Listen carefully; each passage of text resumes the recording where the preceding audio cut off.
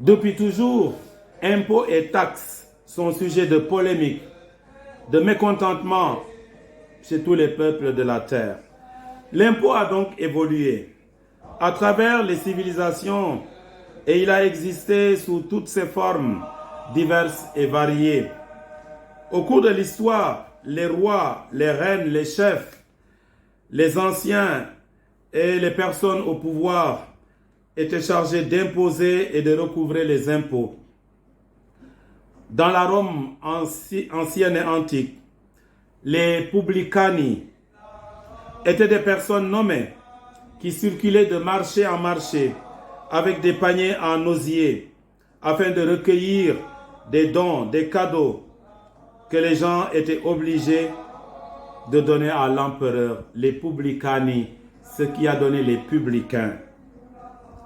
Ces paniers se nommaient fiscus Césares, fiscus qui a donné le fisc, les trésors de César.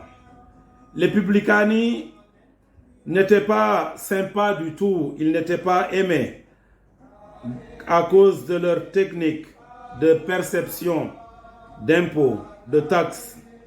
La manière dont ils prélevaient les taxes, c'était d'une manière quelquefois agressive et donc ils suscitaient le mépris des autres juifs.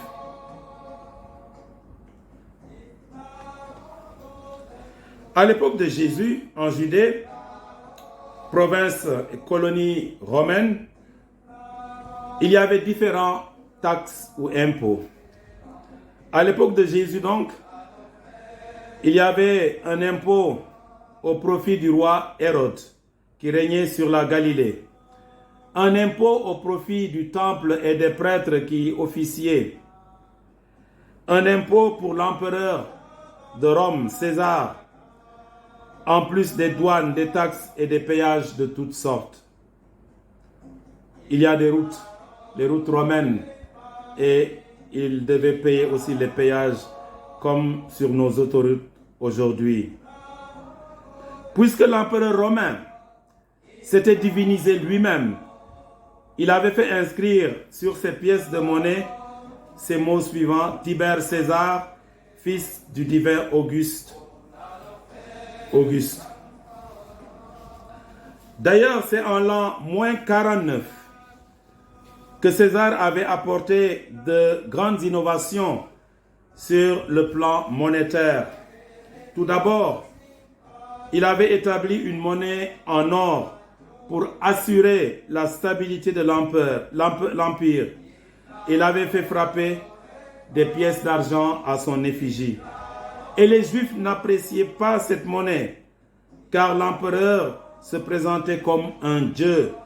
Et pour eux, le seul vrai Dieu était le Dieu unique, le Dieu d'Abraham, d'Isaac, de Moïse.